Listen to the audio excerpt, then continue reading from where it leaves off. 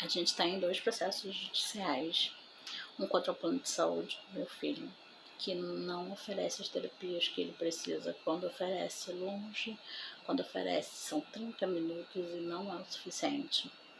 Não são profissionais especializados, não são profissionais com conhecimento no quadro em si.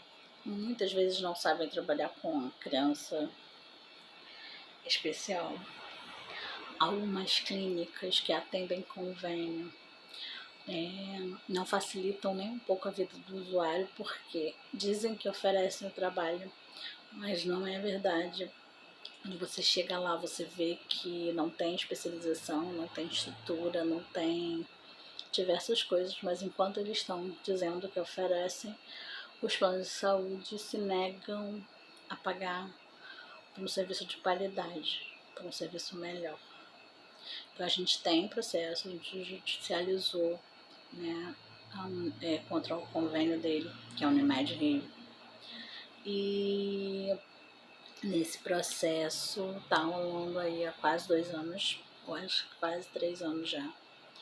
E dentro de tudo isso acontecem algumas coisas que as pessoas acham que é só uma questão, é o advogado. Não.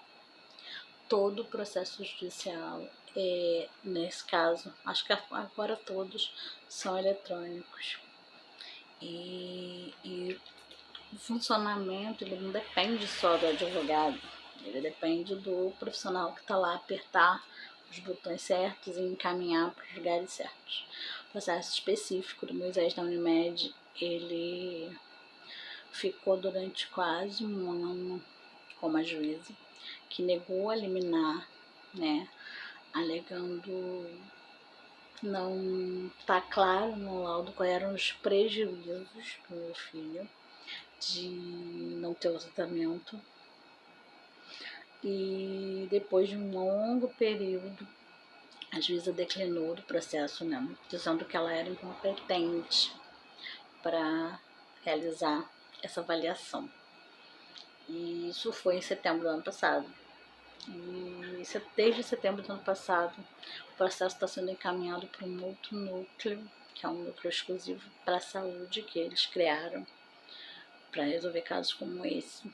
Só que desde setembro do ano passado o processo está nesse limbo todos os dias. Os advogados ligam, quando não ligam, eu ligo para saber onde é que está o processo.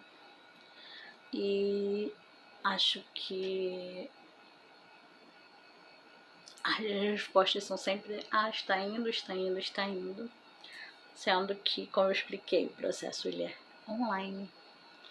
E a única coisa que precisa para o processo ir para o destino é apertar um botão.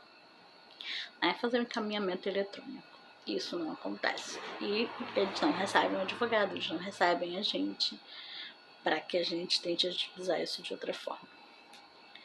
Isso é assim que funciona a justiça no nosso país.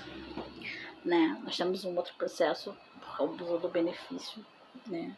Mas eles não têm o benefício de prestação continuada hoje ainda, embora a gente tenha uma realidade de necessidade, porque os gastos deles são muito altos. A gente foi sincero sobre os nossos ganhos e despesas, e isso fez com que nós entrássemos no limbo, né? Você tem alguma renda, então teoricamente você não teria direito ao benefício, mas você tem gastos muito altos, então pode ser que você tenha. Então a gente judicializou o processo, também já vão fazer 3 anos, e a gente já passou por todos os estágios, avaliação social, gente, eu recebi um oficial de justiça para avaliar minha moradia, avaliar minha condição. Passamos por perícia médica, foi outro processo bem difícil, porque não tem nenhuma estrutura, nenhuma coisa. E a perita levou 5 meses para ver um laudo que ela deveria colocar em 20 dias. E né? A gente já passou por avaliação, o Ministério Público já avaliou o processo, são várias situações e tudo é eletrônico, mas tudo tem prazo de recurso, tem isso, tem aquilo. O que parece que, vamos dizer assim, não interessa para a justiça, não interessa para o Poder Judiciário, não interessa para a prefeitura, não interessa para o que está acontecendo de verdade com aquela criança, sabe? Porque não é filho deles, é o meu. Porque eu acredito realmente que se houvesse, né, conhecimento, ou se eu tivesse mentido talvez nas minhas questões financeiras e de custo, quando eu dei entrada nisso, hoje meu filho talvez recebesse o benefício e a gente não estaria na situação que a gente está hoje, financeira, né, bem apertada. Como todo mundo acompanha, a maioria de vocês, eu faço rifa, eu tento trabalhar de alguma forma, mas não é tão simples quanto parece, porque o Moisés é autista nível 3, sem noção de risco, e às vezes eu tenho que passar todo o tempo prestando atenção nele. É desgastante, como se ele fosse uma criança, um bebê, né? Que você tem que ficar todo o tempo ao lado dele. E isso dificulta bastante com que eu consiga me dedicar a outros tipos de trabalho. Então, ao contrário do que eu já ouvi, né, algumas pessoas, eu não gosto dessa situação, tá? Eu não vivo de madame esperando que alguém me sustente. Eu tento de várias formas fazer o possível, só quem vivencia. Eu até convido aí as pessoas que costumam ver as minhas necessidades e achar que eu quero viver de madame, a vir conhecer a minha realidade, a estar no meu lugar por algum tempo. Eu não preciso dar pena, né? Não estou fazendo isso para ninguém ficar penalizado da minha situação, mas que é muito mais simples quando você está de fora, dar opiniões, né, dizer que o esforço do outro é pequeno. Então eu convido aí a pessoa a vir a estar responsável pelo meu filho por 24 horas. A pessoa vai entender por que eu acho que não. Eu vejo que é difícil trabalhar em casa com qualquer outra coisa e cuidar dele, né? Acabou que eu comecei falando sobre a judicialização, eu tô explicando os processos, expliquei que a gente tem os processos e terminei com porque eu escuto muitas coisas e às vezes acabo desabafando. Não era esse o objetivo inicial do vídeo, mas já foi. E funciona exatamente dessa forma. Não é falta de busca, não é falta de profissional, né? Não é culpa dos advogados. E é simplesmente falta de interesse, de políticas públicas, de coisas que só quem vive entende. Então eu gravo esses vídeos para que outras pessoas tenham uma visão da realidade, né? Porque nem tudo é como a gente acha, nem tudo é como quem está de fora espera.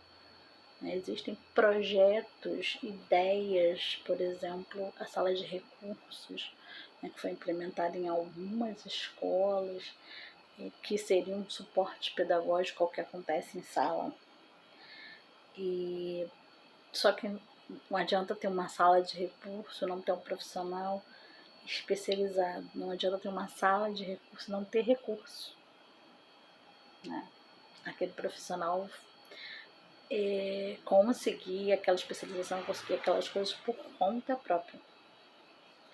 E não adianta dizer que tem mediação, que tem profissional de apoio, se quando tem, não são especializados. Quando tem, não tem para todo mundo. É um custo muito alto, realmente. É um custo muito alto. Para mim, para a família que está lidando com isso e para todo mundo. Tá? Um custo real de terapias especializadas. Uma criança com TEA nível 3, algumas, a maioria, com profissionais especializados, seria em torno de 9, 10 mil por mês. Então, não é fácil, não é barato. E não é um paraíso como as pessoas acham que é. Todo autista é inteligente, todo autista. O filho é inteligente, ele tem a inteligência dele dentro dos limites dele, tem condições de aprender. Se ele pudesse chegar a todo o suporte que ele precisa. Enquanto isso, a gente está, o tempo está passando. E graças a Deus, e graças a pessoas maravilhosas que Deus colocou no nosso caminho, a gente nunca ficou desamparado. Mas isso não é a realidade da maioria. E a minha intenção com esses vídeos é fazer as pessoas pararem para pensar um pouco, de que eu sei que não é problema de ninguém, problema é meu. Como a gente às vezes escuta, eu fui escolhida para exercer esse papel, eu exerço. Só que se a gente tivesse uma sociedade interessada em mudança, talvez as coisas fossem melhores. Então, eu tô gravando esse vídeo, mais um vídeo, e esse ficou muito grande, eu vou gravar mais um como pedido